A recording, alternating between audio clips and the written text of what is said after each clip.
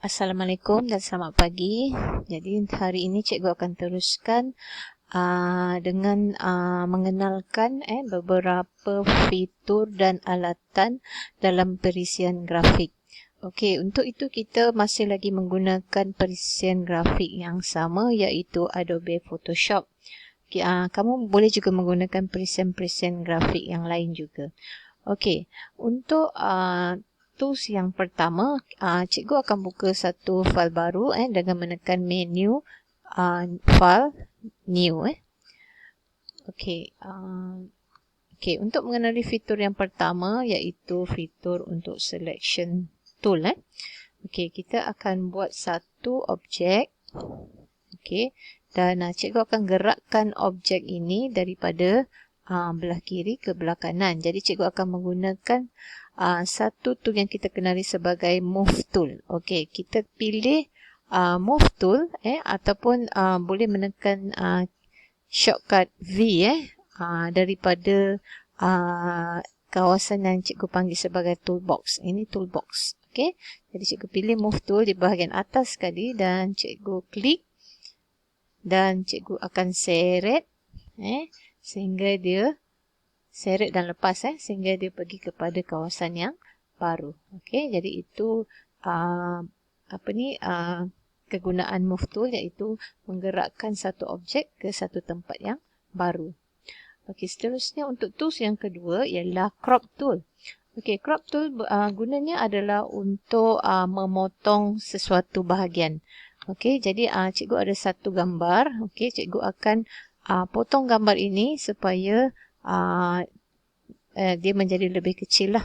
Jadi cikgu akan pilih crop tool. Okey, daripada toolbox dan cikgu akan klik dan buat pilihan lah kawasan mana yang cikgu hendak potong. Okey, dan bila telah selesai kita buat selection, kita akan menekan butang enter di keyboard ataupun menekan 2 kali pada mouse. Okey, jadi gambar akan menjadi kecil lah mengikut selection yang kita telah buat tadi. Okey, seterusnya tools measuring tool. Measuring tool, untuk alat measuring tool kita akan mengenali eyedropper tool. Okey, eyedropper tool ni fungsinya adalah untuk memilih warna foreground. Ini ada dua kotak di sini di toolbox ni. Yang warna merah ni ialah yang kita panggil sebagai foreground. Okey, jadi bila kita menggunakan eyedropper tool, okey, kita dapat memilih warna daripada mana-mana bahagian di di canvas ni lah. Contohnya cikgu akan pilih warna biru daripada gambar ini. Okey, jadi kamu akan lihat di kawasan kotak foreground ni warnanya turut akan berubah. Okey, kalau cikgu pilih di tempat lain warnanya pun akan turut berubah. Jadi eyedropper tool ni fungsinya adalah untuk menyalin kawasan warna lah daripada tempat lain. Okey, seterusnya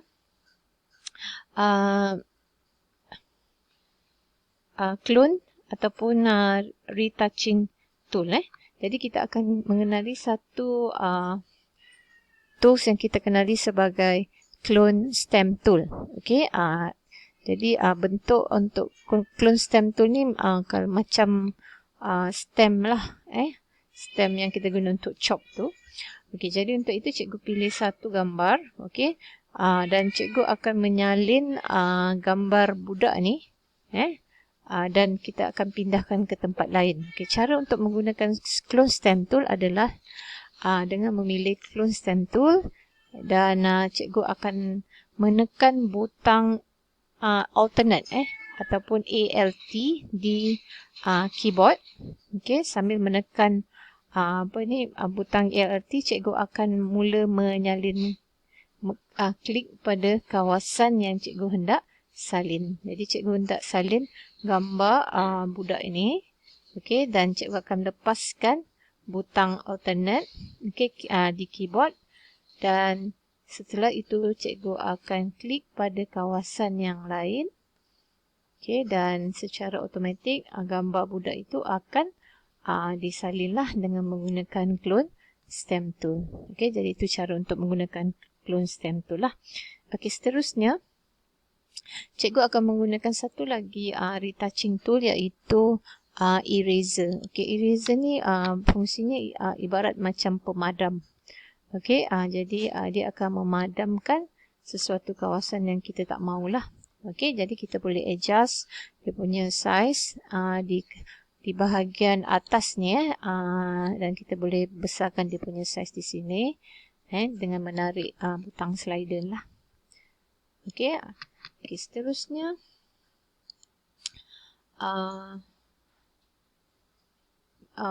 tool yang seterusnya ialah blur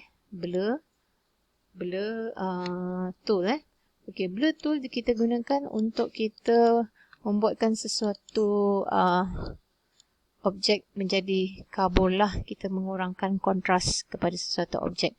Jadi kita pilih blur tool daripada toolbox. Okey, kita boleh besarkan dia punya brush di sini. Dan bila kita klik pada kawasan bahagian muka itik ni, dia akan menjadi kabur ataupun blur lah. Okey, kita klik saja dan kita seret. Okey, dan bila selesai kita lepaskan. Jadi dia akan menimbulkan efek seakan-akan kabur lah. Okey, seterusnya tool untuk painting painting ataupun mewarna Okey, ada dua tools yang kita boleh gunakan. Yang pertama ialah brush tool lah. Okey, jadi kita boleh pilih brush tool daripada toolbox ni ataupun kita tekan ke kunci B di keyboard. Okey, dan kita boleh terapkan di kawasan canvas ni lah. Jadi warna untuk brush tool ni dia berpandukan pada warna di kotak foreground lah.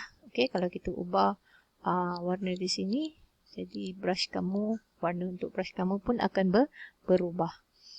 Okey, seterusnya okey, satu lagi tools ialah paint bucket tool.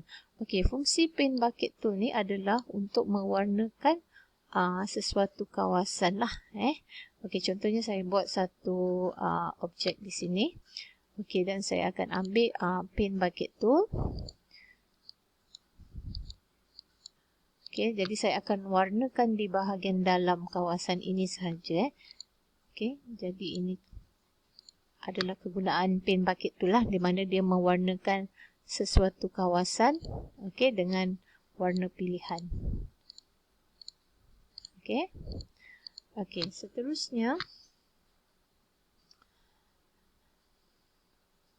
seterusnya ialah drawing dan type tool. Okey, drawing dan type tool ialah alatan ataupun fitur yang kita gunakan untuk melukis. Okey, cikgu akan mulakan dengan satu fail barulah sebab tadi dah penuh. Okey, alatan untuk melukis. Okey, yang pertama kita gunakan pen tool. Pen tool. Okey, atau tekan ke kunci P daripada keyboard masing-masing. Okey, dan pen tool ni gunanya ialah untuk kita melukis lah. Okey. Contohnya macam gambar freehand seperti ini bentuk-bentuk organik. Okey, jadi kita boleh gunakan pen tool lah. Okey. Jadi kemahiran untuk menggunakan pen tool ni dia perlu kita buat latihan lah, selalu buat latihan supaya kita dapat menghasilkan satu karya yang elok lah. Dan kemahiran pen tool ni berguna bila kita menjalankan tracing dia trace gambar. Okey, seterusnya tool yang terakhir ialah di bawah drawing dan type tool ialah horizontal type. Okey, horizontal type ni yang ada lambang T ni dia adalah satu alat ataupun fitur yang kita gunakan untuk kita menaip tipografi ataupun teks. Okey, contohnya saya akan type satu teks dengan menggunakan keyboard. Okey, jadi ini kegunaan type tu lah untuk menaip teks. Jadi teks yang kamu type, kamu boleh ubah dia punya size di atas ni. Dia punya type, dia punya jenis, okey. Kemudian dia punya kedudukan ni lah, sama ada Roman, Italic. Okey, kemudian size, okey di sini. Dan juga dia punya justifikasi lah. Okey, jadi itu antara jenis-jenis fitur dan juga alat yang kita gunakan di dalam perisian grafik.